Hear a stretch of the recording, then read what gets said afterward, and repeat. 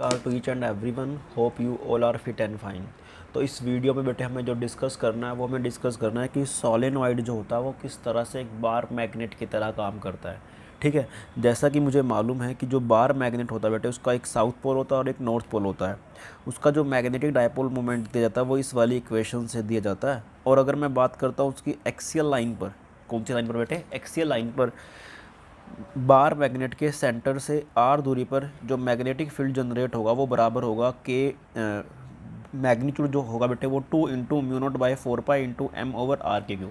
ठीक है, इस चीज़ की चर्चा हम ऑलरेडी कर चुके हैं। ठीक है, और मैंने आपको ये बता रखा था कि भी हमारा जो चैप्टर लगभग फर्स्ट चैप्टर से भी ये इंटरलिंक करता है।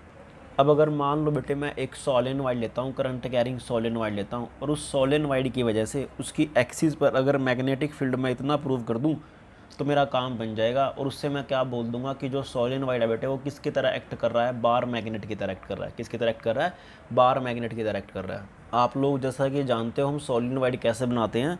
सोलेनॉइड जो बनता है बेटे वो कैसे बनता है? हम क्या करते हैं, एक इंसुलेटेड सिलेंडर लेते हैं, उस इंसुलेटेड सिलेंडर के चारों तरफ हम वायर को व्रैप कर देते हैं इस तरह से बेटे। ठीक है, तो जो भी स्ट्रक्चर हमारा बन करके निकलता है उसको अपन क्या बोल देते हैं बेटे? सोलेनॉइड बोल देते हैं। तो ठीक है, ये इंसुलेटेड सिलेंडर है, इसके ऊपर मैं क्या कर रहा हूँ, कॉन्टीन्यूसली वायर को व्रैप कर रहा हूँ। ठीक है, वायर को व्रैप करने मतलब इसको वायर को चारों तरफ से लपेट रहा हूँ मैं। ठीक है, बहुत बढ़िया। अब ये जो टर्म्स मैंने बनाए हैं बेटे ये बहुत उसके पास पास होते हैं। ठीक है, तो सपोज अगर हमने यहाँ से करंट डाला बेटे आई, और डेफिनेटली वो करंट ऐसे रोटेट करेगा करेगा करेगा करता करता कहाँ से निकल जाए बेटे? यहाँ से निकल जाएगा। ठीक है, आई ही करंट बाहर निकल जाएगा। अब ये बात तो कन्फर्म बेटे कि सोलेनॉइड का जो लेंथ मैं मानता हूँ वो सपोज कर कितना मानते बेटे आप लोग? इसको आप मान लीजिए 2L के बराबर। किसके बराबर बेटे? 2L के बराबर मान लीजिए। ठीक है, ये उसका बिल्कुल क्या बेटे हमने ये उसका एक्सिस है।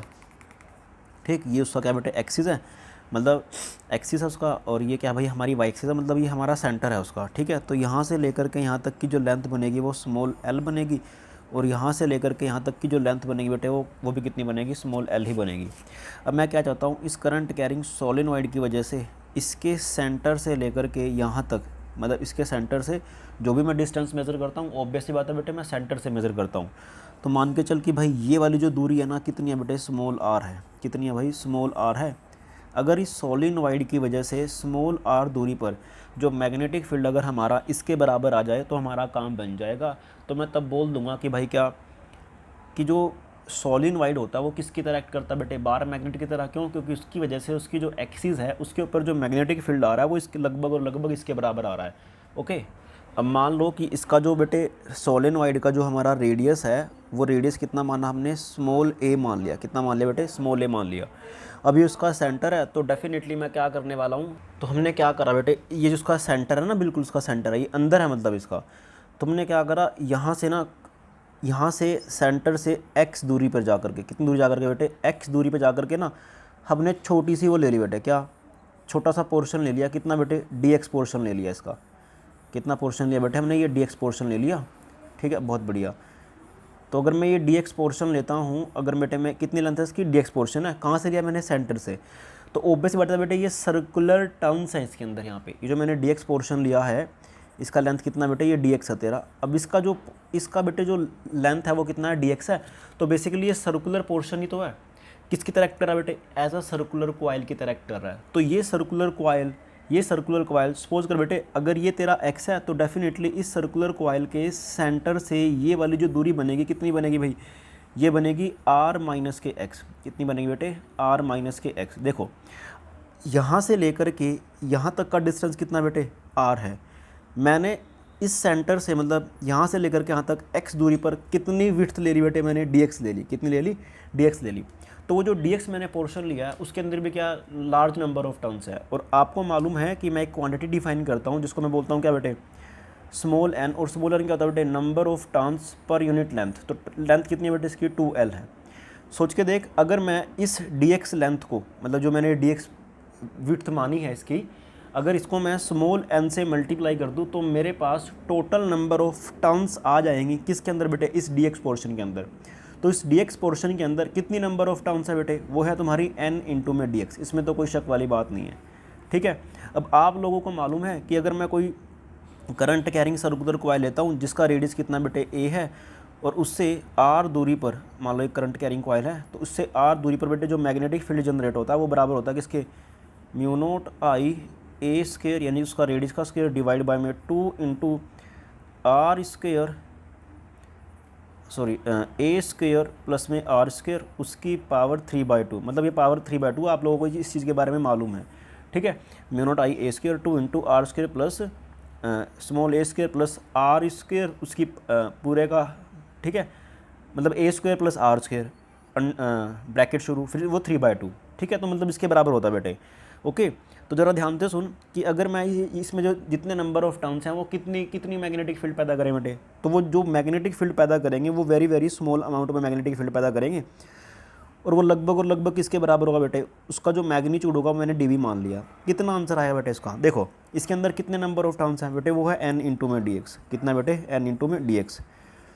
कितना मैग्नेटिक फील्ड पैदा करेंगे, वो करें बेटे कितना, म्यू नॉट आई उसका रेडियस का स्क्वायर, तो रेडियस कितना उसका बेटे ए ही है, तो यहाँ पे आएगा ए स्क्वायर डिवाइडेड बाय में 2 इंटू आर स्क्वायर। रेडियस कितना बेटे उसका ए है, तो ए स्क्वायर प्लस कितनी दूरी है इस डी एक्स पोर्शन की यहाँ से, वो है आर माइनस एक्स का होल स्क्वायर, और उसकी पूरे की पावर 3/2। अब मैं यहाँ पर ना ये बात मान करके चलता हूँ क्या, कि भाई जो तेरे पास तूने आर माना है ना बेटे, ये तूने आर माना है, ये तेरा आर मतलब इससे ये बहुत बहुत बहुत बहुत बड़ा है किससे बेटे, ए से। और सिमिलरली आर ही तेरा बहुत बहुत बहुत बहुत बहुत बड़ा है किससे बेटे, वो तेरा बहुत बड़ा है किससे, एक्स से।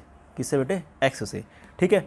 तो मैं आर के कंपैरेटिवली एक्स को मैं लगभग और लगभग नेगलेक्ट कर सकता हूँ, इसमें कोई शक वाली बात नहीं है, ठीक है, समझ में आई। और सिमिलरली मैं ये भी मान करके चलता हूँ बेटे कि जो लेंथ होती है ना सोलेनोइड की बेटे, जो लेंथ होती है ये बेसिकली 2L है, वो भी बहुत बहुत बहुत बहुत बड़ी होती है किससे बेटे, स्मॉल ए से। तो मतलब इन तीनों कंडीशनों का मैं सहारा लूँगा इस वाले पॉइंट पर मैग्नेटिक फील्ड फाइंड आउट करने के लिए, ठीक है, बहुत बढ़िया।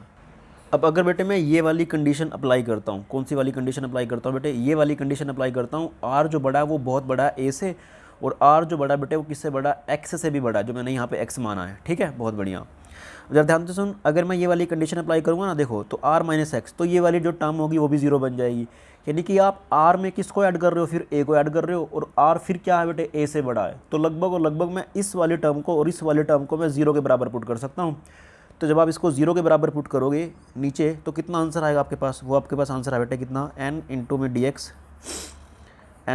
X mu naught I A square divided by में 2 इंटू, देखो आर माइनस एक्स का होल स्क्वायर है, तो यहाँ बनेगा बेटे आर स्क्वायर, और बाहर पावर कितनी है बेटे, देखो बनेगा अंदर आर स्क्वायर, उसकी पावर कितनी है भाई 3/2 है, तो 2 को मार देगा, कितना आंसर आएगा, आर की क्यूब आंसर आएगा।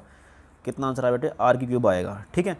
अब ये जो मैग्नेटिक फील्ड पैदा हो रहा है ना, स्मॉल अमाउंट में मैग्नेटिक फील्ड, वो केवल इस वाले पोर्शन की वजह से पैदा हो रहा है। अब मुझे तो क्या करना है बेटे, मैं इसको क्या करूँगा, large number of D x length के अंदर तोड़ दूंगा, और उन सभी के मैग्नेटिक, वो सभी के सभी क्या करें बेटे, यहाँ पे मैग्नेटिक फील्ड जनरेट करेंगे, उन सभी मैग्नेटिक फील्ड को मैं जोड़ूंगा। तो जोड़ने के लिए डेफिनेटली आप क्या करते हो बेटे, इंटीग्रेशन की हेल्प लेते हो। तो यहाँ पे मैं इंटीग्रेशन लगा दूंगा, तो यहाँ पे भी क्या बेटे, इंटीग्रेशन आएगा, यहाँ पर भी क्या आएगा बेटे, इंटीग्रेशन आएगा, ठीक है, बहुत बढ़िया। तो जरा ध्यान से सुन, यहाँ पे जो मैग्नेटिक फील्ड आया बेटे वो किसके बराबर आया, जरा ध्यान से देख कितना आया, देख n mu naught I A square, तो बाहर कॉमन आ जाएंगे, n mu naught I A square, तो भाई कॉमन आ गया बाहर, मतलब कांस्टेंट है तो टर्म में बाहर आ गई, और नीचे कितना बेटे 2 आर की क्यूब आ गया, अंदर क्या बचा, खाली इंटीग्रेशन ऑफ डी एक्स बच गया। कितना बच गया, इंटीग्रेशन ऑफ डी एक्स बच गया बेटे। अब जरा ध्यान से सुन, ये जो तेरा डी एक्स है कहाँ से कहाँ वेरी करता है बेटे, ये तो तेरा डी एक्स है कहाँ से कहाँ वेरी कर रहा है, तो आपने डी एक्स यहाँ से शुरू करा है। अब यहाँ से इसकी लेंथ कितनी बनेगी, इसकी लेंथ कितनी बने बेटे, जरा ध्यान से सोच, ठीक है। अब आप बेटे जो ये एक्स ले रहे हो, कहाँ से ले रहे हो, आप इसको सेंटर से ले रहे हो। अब सेंटर से मतलब मुझे तो यहाँ तक जाना है, यहाँ इस वाले पोर्शन से लेकर के इस वाले पोर्शन तक मैग्नेटिक फील्ड फाइंड आउट करना है।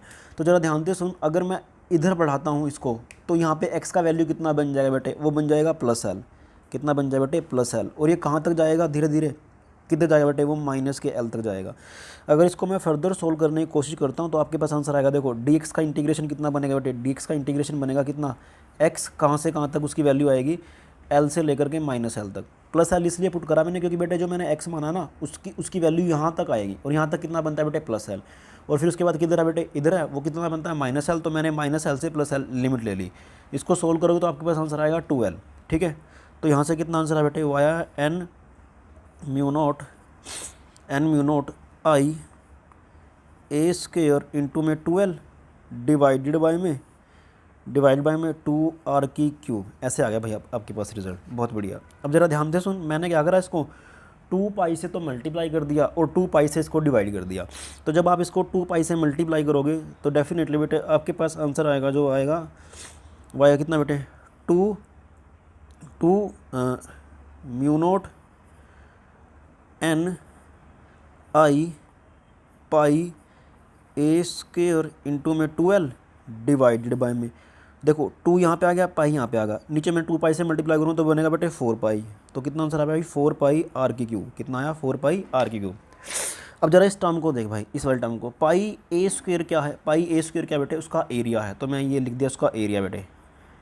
आई क्या भाई, करंट जो फ्लो कर रहा है, क्या कर रहा है बेटे, आई क्या कर रहा है, फ्लो। आपको मालूम है कि जो मैग्नेटिक डायपोल मोमेंट होता है किसी करंट कैरिंग कॉइल का, वो किसके बराबर होता है बेटे, वो होता है m बराबर i इंटू ए के बराबर। ठीक है, बहुत बढ़िया। अब जरा ध्यान से सुन, n इंटू 2l क्या है, देखो अब देखो एक सिंगल की वजह से तो कितना मैग्नेटिक डायपोल मोमेंट आता है बेटे, वो होता है i इंटू ए, इसमें तो कोई शक वाली बात नहीं है। अब मेरे पास टोटल नंबर ऑफ टर्न्स कितनी है बेटे, देखो टोटल नंबर ऑफ टर्न्स कितनी है, कैपिटल N है, और कैपिटल N किसके बराबर आएगा, n इंटू में 2l। तो जरा ध्यान से देख, ये वाली जो टर्म बनेगी ये तेरी कितनी बनेगी, ये बनेगी तेरे पास बेटे कैपिटल N, कितनी बनेगी, कैपिटल N। अब जरा ध्यान से सुन, I इंटू में A इंटू में कैपिटल N, ये क्या बन जाए बेटे, total magnetic dipole moment of this solenoid. तो आप क्या करोगे, जस्ट यहाँ पे पुट कर दोगे 2 म्यू नॉट डिवाइडेड बाय में 4 पाई आर की क्यूब इंटू में ये सारी टर्म देखो, I into pi A square क्या है, एक टर्न का मैग्नेटिक डायपोल मोमेंट है। आपने क्या करा, उसको n नंबर से मल्टीप्लाई कर दिया, तो क्या आपके पास सॉलिनॉइड का जो मैग्नेटिक डायपोल मोमेंट है वो आ जाएगा। तो उसको मैं किससे लिखता हूँ बेटे, मैं कैपिटल M से लिखता हूँ, मैं किससे लिखता हूँ, कैपिटल M से। अब जरा ध्यान से सुन, जो मैग्नेटिक फील्ड आ रहा है इस सॉलिनॉइड का यहाँ पर, वो किसके बराबर आ रहा है बेटे, वो आ रहा है 2 mu naught m by 4 pi R cube. अब चेक कर, किसी बार मैग्नेट का इस वाले पॉइंट पे जो मैग्नेटिक डायपोल मोमेंट आता है वो भी कितना आ रहा है बेटे, वो भी सेम आ रहा है। तो उसका क्या मतलब है कि भाई जो तेरा सोलेनॉइड होता है ना, वो किसकी तरह एक्ट करता है, एज अ बार मैग्नेट की तरह एक्ट करता है। क्यों, क्योंकि उसका एक्सियल लाइन पर जो मैग्नेटिक फील्ड बार मैग्नेट का आता है ना, वही किसका आता है बेटे, करंट कैरिंग सोलेनॉइड का आता है। तो आप लॉजिक भी यही लिखोगे जो मैंने आपको बता दिया कि भाई वो क्यों सोलेनॉइड एक बार मैग्नेट की तरह एक्ट करता है।